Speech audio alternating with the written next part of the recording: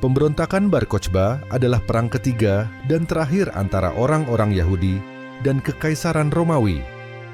Pemberontakan ini terjadi setelah periode ketegangan dan kekerasan yang panjang, yang ditandai oleh pemberontakan Yahudi pertama pada tahun 66 hingga 70 Masehi, yang berakhir dengan penghancuran Bait Suci kedua dan Perang Kitos. Dalam banyak hal, pemberontakan Bar Kokhba sangat berbeda dari pendahulunya. Untuk pertama kalinya, orang-orang Yahudi menampilkan front persatuan melawan pasukan Romawi dan bertempur di bawah seorang pemimpin karismatik tunggal, Simon Bar Kokhba yang eponim. Juga disebut sebagai Shimon Bar Kokhba, Bar Kokhba, Ben Kokhba, Kosiba atau Koziba. Pemberontakan ini juga ditandai oleh hasrat keagamaan yang kuat, dengan banyak orang tampaknya percaya bahwa Bar Kokhba adalah Mesias yang dijanjikan yang akan memimpin orang-orang Yahudi menuju kemenangan akhir melawan musuh-musuh mereka. Pada tahap awal, pemberontakan itu secara mengejutkan berhasil dan mungkin mengakibatkan kehancuran seluruh legiun Romawi. Ada kemungkinan bahwa para pemberontak mendapatkan kembali kendali atas kota Yerusalem, dan mereka pasti telah menguasai sebagian besar Yudea kuno. Namun, orang-orang Romawi berkumpul kembali dan mengadopsi strategi bumi hangus yang akhirnya membasmi para pemberontak dan menghancurkan negara itu. Perang itu menghancurkan masyarakat Yudea dan menyebabkan perubahan demografi dan politik yang luas, dengan mayoritas penduduk Yahudi di provinsi itu terbunuh, diperbudak, atau diasingkan, dan harapan nasional mereka benar-benar hancur. Orang-orang Yahudi tidak akan mendapatkan kembali kemerdekaan politik mereka sampai era Zionis dan berdirinya negara Israel pada tahun 1948 Masehi. Tidak seperti pemberontakan tahun 66 Masehi. Sumber sejarah tentang pemberontakan Bar Kokhba sangat sedikit. Perang tersebut tidak memiliki penulis sejarah seperti Josephus Flavius. Setidaknya tidak ada yang karyanya bertahan hingga kini. Sumber non-Yahudi utama adalah ringkasan sejarah Romawi, karya Cassius Dio, dan beberapa baris oleh sejarawan gerejawi Eusebius, uskup Kaisarea. Perang tersebut juga disebutkan secara singkat oleh Bapak Gereja Jerome. Meskipun tidak lengkap, sumber-sumber ini memberikan beberapa rincian penting. Sumber-sumber Yahudi tidak secara hakiki bersifat historis dan, meskipun juga sedikit, ditemukan dalam literatur rabi pada masa itu dan setelahnya, khususnya dalam Talmud Yerusalem dan Babilonia. Meskipun sumber-sumber tersebut seringkali jelas bersifat legendaris dan tidak dapat diandalkan, sumber-sumber tersebut menggambarkan gambaran umum tentang pengalaman orang Yahudi dalam perang dan akibatnya. Selain itu, beberapa temuan arkeologi penting telah menjelaskan beberapa aspek pemberontakan tersebut. Koin yang dicetak saat Yudea dibebaskan, sementara dari kekuasaan Romawi, menunjukkan keberadaan negara Yahudi yang merdeka untuk waktu yang singkat. Pada tahun 1960-an Masehi, sebuah gua di gurun Yudea ditemukan yang kemungkinan pernah menampung para pengungsi dari pemberontakan tersebut. Disebut Gua Surat, gua tersebut berisi setumpuk dokumen yang mencakup beberapa surat dari Bar Kokhba sendiri, yang menjelaskan kepribadian dan gaya pemerintahannya yang belum pernah terjadi sebelumnya. Pemimpin yang menyatukan orang-orang Yahudi dalam perang terakhir. Mereka melawan orang-orang Romawi tetap menjadi salah satu tokoh terpenting dan misterius dalam sejarah Yahudi.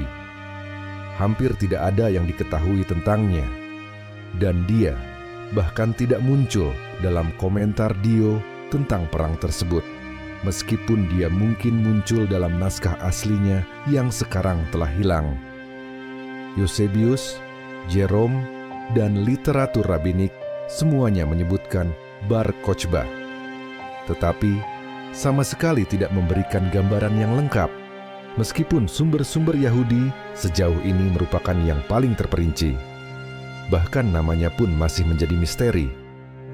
Bar Kokhba jelas merupakan julukan, karena artinya putra bintang dalam bahasa Aram, yang tampaknya merupakan sebutan mesianik.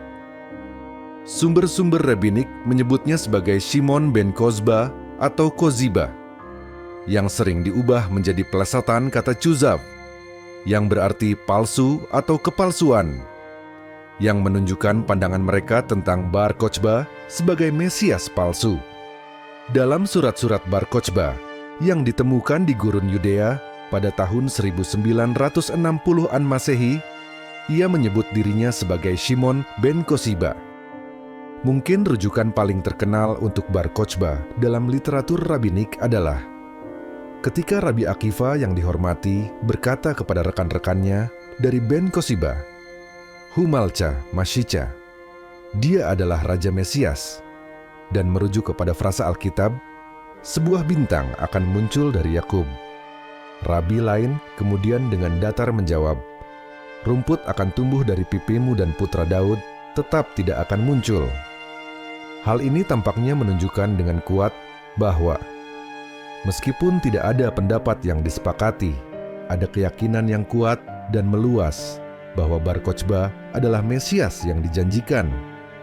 Jadi kemungkinan besar pemberontakan itu bukan hanya peristiwa politik atau militer, tetapi juga peristiwa keagamaan yang kuat, yang didorong oleh hasrat kuat keyakinan mesianik akan penebusan Israel yang akan datang.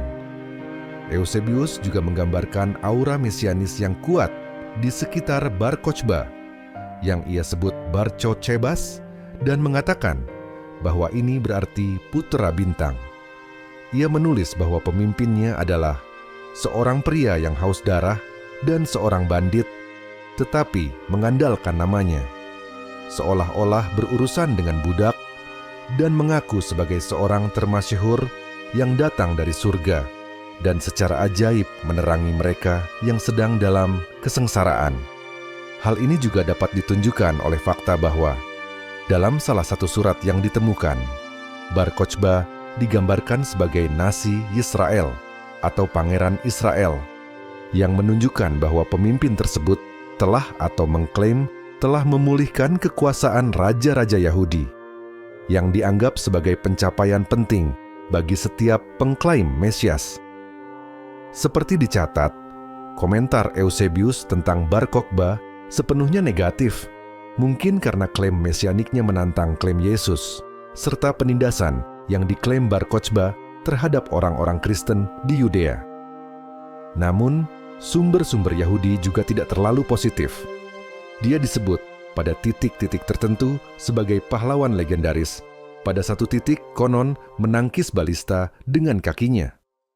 Namun, sebagian besar dia dicerca sebagai Mesias palsu yang membawa bencana bagi rakyatnya.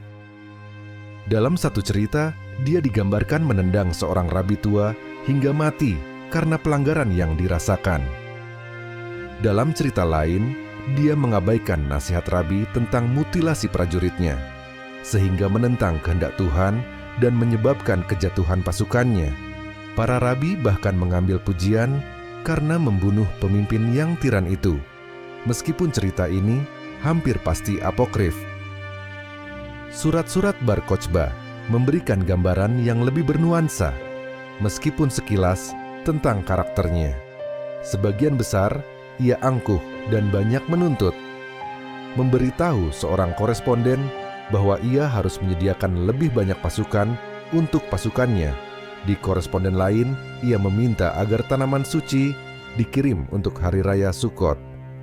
Namun, hanya sedikit yang menunjukkan bahwa ia luar biasa tiran menurut standar saat itu.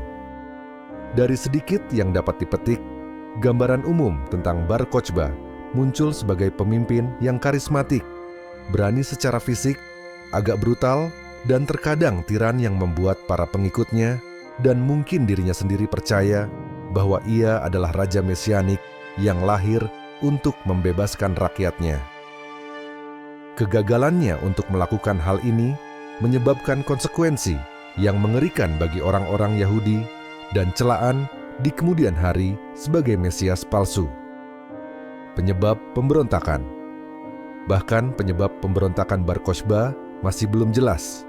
Cassius Dio menyatakan bahwa perang itu pecah karena keputusan Kaisar Hadrian untuk membangun kembali Yerusalem sebagai kota kafir dengan sebuah kuil untuk Jupiter di lokasi Bait Suci kedua. Sebaliknya, Eusebius tampaknya menyiratkan bahwa ini adalah akibat dari perang dan bukan penyebabnya. Meskipun ini agak ambigu. Selain itu, sumber-sumber menunjukkan bahwa Hadrian berusaha untuk menekan ritual-ritual penting Yahudi tertentu, khususnya sunat. Ditambah lagi dengan keinginan orang-orang Yahudi untuk diterima kembali di Yerusalem dan membangun kembali Bait Suci, serta tekanan demografis dari semakin banyaknya penjajah Yunani dan Romawi. Tampaknya juga bahwa gubernur Romawi di Yudea, Quintus Tineius Rufus, adalah seorang pejabat yang sangat dibenci dan tiran, yang membangkitkan kemarahan orang Yahudi terhadapnya dan pemerintahan Romawi secara umum. Talmud menggambarkannya sebagai orang jahat dan menyatakan bahwa ia secara pribadi membajak Bait Suci, yaitu situs Bait Suci, dan mengeluarkan surat perintah eksekusi untuk Rabi Gamliel yang dihormati. Dalam bagian lain, Rufus mengejek Rabi Akiva, mencemooh orang Yahudi sebagai budak. Berbeda dengan pendahulunya, pemberontak yang tampaknya merupakan sebutan mesianik. Sumber-sumber rabbinik menyebutnya sebagai Shimon ben Kozba atau Koziba, yang sering diubah menjadi plesetan kata Chuzav, yang berarti palsu atau kepalsuan, yang menunjukkan pandangan mereka tentang Bar Kokhba sebagai Mesias palsu. Dalam surat-surat Bar Kokhba yang ditemukan di gurun Yudea pada tahun 1960-an Masehi, ia menyebut dirinya sebagai Shimon ben Koziba. Mungkin rujukan paling terkenal untuk Bar Kokhba dalam literatur rabbinik adalah ketika Rabi Akiva yang dihormati berkata kepada rekan-rekannya dari Ben Koziba, Humalcha Mashicha, dia adalah Raja Mesias, dan merujuk kepada frasa Alkitab, sebuah bintang akan muncul dari Yakub. Rabi lain kemudian dengan datar menjawab, rumput akan tumbuh dari pipimu dan putra Daud tetap tidak akan muncul. Hal ini tampaknya menunjukkan dengan kuat bahwa meskipun tidak ada pendapat yang disepakati, ada keyakinan yang kuat dan meluas bahwa Bar Kokhba adalah Mesias yang dijanjikan.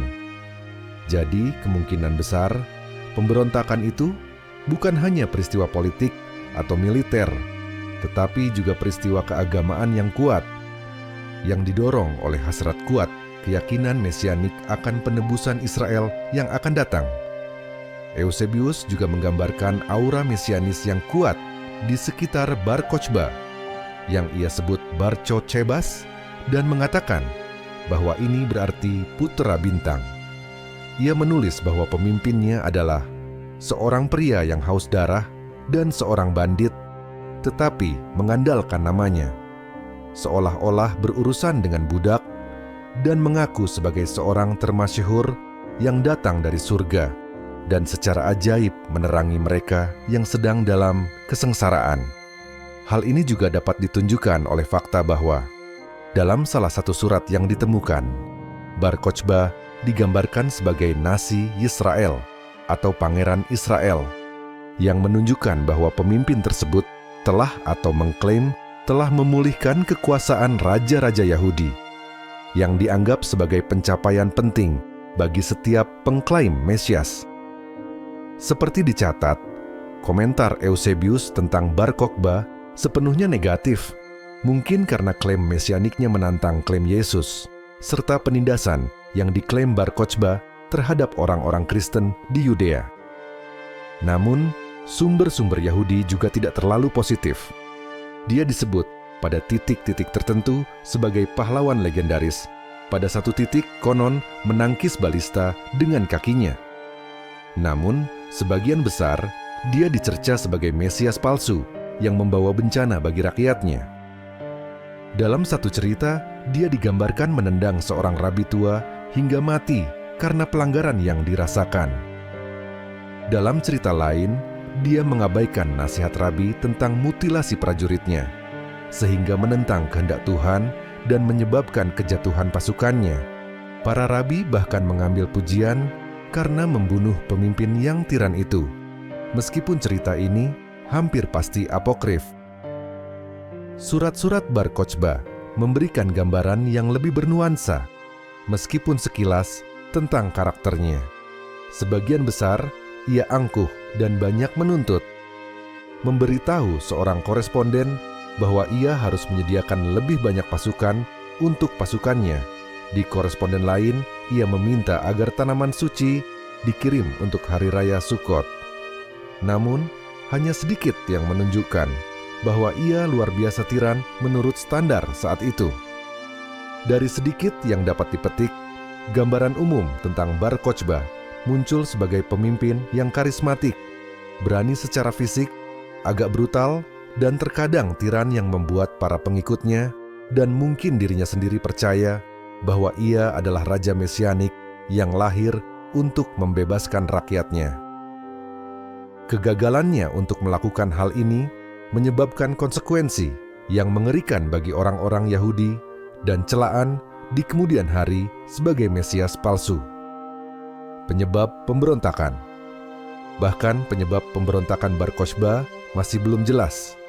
Cassius Dio menyatakan bahwa perang itu pecah karena keputusan Kaisar Hadrian untuk membangun kembali Yerusalem sebagai kota kafir dengan sebuah kuil untuk Jupiter di lokasi Bait Suci kedua. Sebaliknya, Eusebius tampaknya menyiratkan bahwa ini adalah akibat dari perang dan bukan penyebabnya. Meskipun ini agak ambigu. Selain itu, sumber-sumber menunjukkan bahwa Hadrian berusaha untuk menekan ritual-ritual penting Yahudi tertentu, khususnya sunat. Ditambah lagi dengan keinginan orang-orang Yahudi untuk diterima kembali di Yerusalem dan membangun kembali Bait Suci, serta tekanan demografis dari semakin banyaknya penjajah Yunani dan Romawi. Tampaknya juga bahwa gubernur Romawi di Yudea, Quintus Tineius Rufus, adalah seorang pejabat yang sangat dibenci dan tiran, yang membangkitkan kemarahan orang Yahudi terhadapnya dan pemerintahan Romawi secara umum. Talmud menggambarkannya sebagai orang jahat dan menyatakan bahwa ia secara pribadi membajak Bait Suci, yaitu situs Bait Suci, dan mengeluarkan surat perintah eksekusi untuk Rabi Gamliel yang dihormati. Dalam bagian lain, Rufus mengejek Rabi Akiva, mencemooh orang Yahudi sebagai budak. Berbeda dengan pendahulunya, pemberontak itu tidak terjadi secara spontan, tetapi direncanakan dengan saksama. Kaum Yahudi mengumpulkan persenjataan, menggali sistem terowongan yang luas untuk perang gerilya, dan bersatu secara politik dan militer di bawah satu pemimpin yang bertentangan dengan pertikaian internal yang luas yang menandai pemberontakan pertama. Dengan menunjukkan kapasitas untuk strategi yang cermat, mereka menunggu hingga Hadrian menyelesaikan perjalanannya ke provinsi-provinsi timur sebelum bangkit, dan tampaknya telah mengejutkan orang-orang Romawi. Pemberontakan rincian, pemberontakan yang sebenarnya masih dapat kita ketahui sebagian besar melalui ringkasan Cassius Dio. Menurut Dio, orang-orang Yahudi awalnya menggunakan perang gerilya, menggunakan jaringan terowongan, bawah tanah mereka yang luas, dan sarana serupa. Namun, perang dengan cepat meningkat hingga seluruh bumi bisa dikatakan sedang diaduk-aduk karena masalah itu. Dio 69:12:1. Sejauh mana orang-orang Yahudi berhasil membangun kendali atas provinsi tersebut tidak jelas, meskipun mereka pasti telah menguasai wilayah yang luas pada puncak pemberontakan. Di antara para sejarawan, masih diperdebatkan apakah Yerusalem sendiri direbut. Sebuah koin dari periode itu mengacu pada Herut Yerushalayim atau kebebasan Yerusalem. Tetapi ini mungkin kiasan. Hadrian kemudian mengirim jenderal-jenderal terbaiknya terutama Julius Severus. Fakta bahwa Severus harus dikirim dari tempat yang jauh seperti Inggris menunjukkan keseriusan kesulitan yang dihadapi bangsa Romawi. Severus menerapkan strategi yang lambat tetapi sangat brutal dengan terus-menerus menghancurkan para pemberontak, dengan menghancurkan infrastruktur dan bahkan sebagian besar penduduk Yahudi di Yudea. Dio menulis, 50 pos terdepan mereka yang terpenting dan 985 desa. Mereka yang paling terkenal dihancurkan hingga rata dengan tanah. 680 ribu orang tewas dalam berbagai serangan dan pertempuran, dan jumlah mereka yang tewas karena kelaparan, penyakit, dan kebakaran tidak dapat diketahui. Hampir seluruh Yudea menjadi sunyi sepi. Jerome menulis, Yerusalem dihancurkan sepenuhnya dan bangsa Yahudi dibantai dalam kelompok besar pada suatu waktu, sehingga mereka bahkan diusir dari perbatasan Yudea. Itulah saat ketika Bar Kokebas, pemimpin orang Yahudi, dihancurkan dan Yerusalem dihancurkan hingga rata dengan tanah. Sumber-sumber Yahudi jauh lebih gamblang dengan kisah-kisah tentang tentara Romawi yang membanting bayi ke batu dan pembantaian massal warga sipil. Satu cerita menceritakan bahwa Hadrian mampu membangun tembok dari mayat-mayat sepanjang beberapa mil. Meskipun agak apokrif, kisah-kisah ini tampaknya mencerminkan realitas kampanye yang sangat brutal dari apa yang dalam istilah modern mungkin disebut pembersihan etnis. Baik Eusebius maupun sumber-sumber Yahudi sepakat bahwa perang berakhir dengan Bar Kokhba dan anak buahnya melakukan perlawanan terakhir di benteng Beitar dekat Yerusalem. Pengepungan berlangsung lama sebelum para pemberontak didorong menuju kehancuran terakhir oleh kelaparan dan kehausan, dan penghasut kegilaan mereka membayar hukuman yang pantas diterimanya, tulis Eusebius. Sumber-sumber Yahudi menceritakan bahwa ketika Beitar jatuh prewa, pria, wanita, dan anak-anak dibunuh sampai darah mereka mengalir ke laut besar, yaitu Mediterania. Sementara cerita lain menceritakan tentang para siswa dan guru hukum Yahudi yang dibungkus dalam gulungan-gulungan suci dan dibakar sampai mati. Yang paling jelas, para rabi menghubungkan jatuhnya Beitar dengan bencana terburuk yang menimpa orang-orang Yahudi. Pada tanggal 9 Av, para leluhur kami diperintahkan untuk tidak diizinkan memasuki tanah Israel. Bait suci pertama dan kedua dihancurkan. Beitar direbut dan kota Yerusalem dibajak. Nasib Bar Kokhba sendiri tidak jelas, meskipun sumber menunjukkan bahwa ia kemungkinan besar tewas dalam pertempuran terakhir untuk Beitar atau sesaat sebelumnya. Apa yang terjadi setelah jatuhnya Beitar dalam banyak hal sama mengerikannya dengan perang itu sendiri. Hadrian bertindak lebih jauh dengan mengubah nama Yudea secara permanen menjadi Palestina, yang secara efektif menghapus masa lalu Yahudinya. Hukum dan ritual Yahudi dilarang untuk beberapa waktu, dan banyak pemimpin agama Yahudi menjadi martir, termasuk Rabi Akiva, yang sangat percaya pada Bar Kokhba sebagai Mesias.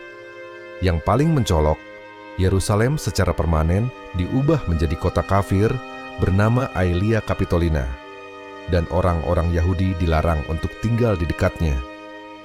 Eusebius mengutip Ariston dari Pella yang menyatakan, demikianlah, ketika kota itu tidak lagi dihuni oleh bangsa Yahudi dan penduduk aslinya telah musnah sama sekali, kota itu dijajah oleh orang asing, dan kota Romawi yang berdiri kemudian mengganti namanya. Dan untuk menghormati kaisar yang berkuasa saat itu, Aelius Hadrian, maka kota itu disebut Aelia. Ini mungkin merupakan sesuatu yang bisa diperdebatkan, bagaimanapun, karena mayoritas populasi Yahudi telah dibunuh, meninggal karena penyakit atau kelaparan, atau dijual sebagai budak. Sementara komunitas Yahudi kecil terus ada, seperti di Galilea, demografi Yudea telah bergeser mendukung populasi non-Yahudi, seperti yang akan tetap ada selama hampir 2000 tahun sampai datangnya imigrasi Zionis. Akibatnya, pusat-pusat kehidupan budaya dan agama Yahudi yang tersisa semuanya berada di luar tanah Israel, terutama di Babilonia, tempat kodeks definitif hukum Yahudi, Talmud Babilonia, dikumpulkan dan disunting. Akibatnya, orang-orang Yahudi sekarang menjadi orang-orang tanpa kewarganegaraan dan akan tetap demikian sampai tahun 1948 Masehi. Akan tetapi, tampaknya jelas bahwa perang itu juga sangat merugikan bagi bangsa Romawi. Bahkan, telah diperkirakan bahwa legiun yang hilang yang legendaris, Legio Anmam Hispana, dihancurkan selama pemberontakan karena menghilang dari catatan sejarah sekitar waktu itu. Dio menceritakan bahwa setelah perang, Hadrian dalam suratnya kepada Senat tidak menggunakan frasa pembuka yang biasa diucapkan oleh para kaisar. Jika engkau dan anak-anakmu sehat, itu baik. Aku dan legiun-legiun sehat. Memori sejarah pemberontakan Bar Kokhba jauh lebih lemah daripada pemberontakan Yahudi tahun 70 Masehi. Mungkin karena tragedi spektakuler penghancuran Bait Suci. Mungkin karena tidak ada sejarah rinci tentangnya yang masih bertahan hingga saat ini. Meskipun demikian, Bar Kokhba tetap hidup dalam ingatan sejarah. Bagi orang Romawi, pemberontakan itu sebaiknya dilupakan, tetapi kadang-kadang dikutip sebagai contoh konfrontasi yang sangat berdarah dan brutal dengan musuh yang keras kepala. Bagi orang Kristen, pemberontakan itu merupakan bukti lebih lanjut tentang keunggulan iman baru mereka atas Yudaisme. Secara khusus, mereka membandingkan status Bar Kokhba sebagai Mesias yang gagal dengan apa yang mereka yakini sebagai klaim asli Yesus. Bagi orang Yahudi, pemberontakan itu adalah yang terakhir dalam serangkaian bencana sejarah, dan sebagian besar mereka berusaha melarikan diri dari traumanya melalui kesunyian. Untuk peristiwa yang sangat dahsyat seperti itu, sangat sedikit yang ditulis tentangnya. Ketika dibicarakan, biasanya untuk merendahkan Bar Kokhba sebagai Mesias palsu dan meratapi ekstremisme yang menyebabkan pemberontakan yang gagal melawan Roma. Sementara gagasan mesianik bertahan dalam Yudaisme, ia menjadi jauh lebih terkendali, tersembunyi dalam tradisi mistik dan eksegetis. Pengklaim mesianik secara universal tidak dipercaya, dan orang Yahudi sebagian besar secara aktif dicegah untuk mengikuti mereka. Bahasa Indonesia. Namun, dengan bangkitnya Zionisme, pemberontakan dan khususnya Bar Kokhba sendiri dievaluasi ulang dan ia mulai dipandang oleh sebagian orang sebagai pahlawan nasional yang melakukan perlawanan terakhir yang berani meskipun gagal melawan tirani asing. Hari Raya Lag BaOmer yang awalnya terkait dengan Kabalah dibuat ulang sebagai perayaan Bar Kokhba dan pemberontakannya. Namun, pada saat yang sama, yang lain telah memperingatkan terhadap mitologi baru Bar Kokhba, yang percaya bahwa hal itu dapat mengakibatkan hasil bencana yang sama seperti pemberontakan itu sendiri. Di dunia saat ini, dengan pertentangan antara narasi kuno tentang bencana dan narasi modern tentang kepahlawanan, Bar Kokhba tetap menjadi apa yang mungkin selalu ia lakukan, sebuah teka-teki yang menarik dan tidak dapat diketahui.